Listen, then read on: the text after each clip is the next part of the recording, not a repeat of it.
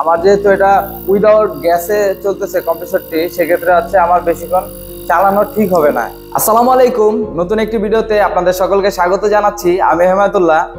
আপনারা দেখতেই পাচ্ছেন আমার সামনে একটি কম্প্রেসর রয়েছে, ক্যাপাসিটর রয়েছে এবং কিছু কেবল রয়েছে।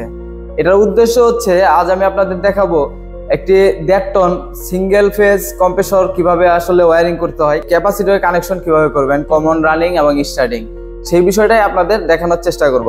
তাহলে চলে আসুন। এখানে আমরা রেখেছি একটা হচ্ছে 45 মাইক্রোফ্যারাডের একটি ক্যাপাসিটর। সরাসরি লাইন থেকে হচ্ছে আমি কম্প্রেসরের টার্মিনালের কমনে কানেকশনটি করে দিব। গেল কম্প্রেসরের টার্মিনালের কমন এবং রানিং যে কানেকশনটি আছে সেটি হচ্ছে প্রথমে হচ্ছে আমাদের মেইন পাওয়ারের নিউট্রাল থেকে হচ্ছে আমার ক্যাপাসিটরে আসবে এক প্রান্ত, সেম প্রান্ত থেকে হচ্ছে আমার আরেকটি কেবল সংযোগ হয়ে এটা হচ্ছে আমার রানিং এ চলে যাবে। এই যে আপনারা দেখতেই পাচ্ছেন এখানে হচ্ছে এই যে রানিং দেয়া আছে।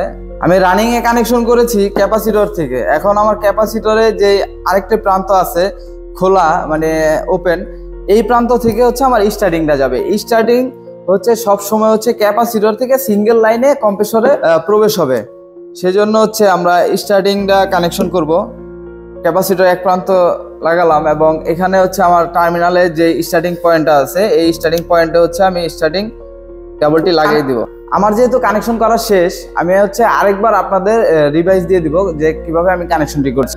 লক্ষ্য করলে দেখবেন যে আমার যে পাওয়ার সোর্সটি আছে এখানে হচ্ছে আমার লাইন এবং নিউট্রাল আছে। যেহেতু আমাদের কম্প্রেসরটি সিঙ্গেল ফেজ কম্প্রেসর, এই জন্য হচ্ছে আমরা লাইন নিউট্রাল রেখেছি।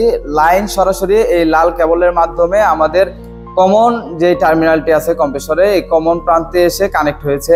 এবং রানিং যে কানেকশনটি হবে সেটি হচ্ছে আমাদের মেইন পাওয়ারের নিউট্রাল থেকে ক্যাপাসিটরে আসবে এবং ক্যাপাসিটরের সেম প্রান্ত হয়ে হচ্ছে আমাদের এই ব্লু কালার কেবলের মাধ্যমে রানিং এ কানেকশন হয়েছে। আর স্টার্টিং যে পয়েন্টটা থাকে আমাদের ক্যাপাসিটরের আরেকটা যে প্রান্ত আছে এই প্রান্ত থেকে সরাসরি এই কেবলের মাধ্যমে হচ্ছে স্টার্টিং কানেকশন হয়েছে। এখন আমি আপনাদের দেখাবো কম্প্রেসরটি রান করে আসলে আমার কানেকশনটি কি আছে কিনা। রান করার জন্য আমার হচ্ছে পাওয়ারটি দিতে হবে। পাওয়ারটি দেওয়ার সাথে সাথে আমার কম্প্রেসরের এম্পিয়ারটি এখানে শো করবে। আপনারা দেখতেই পাচ্ছেন আমার কম্প্রেসরটি রান হয়েছে এবং চলতেছে।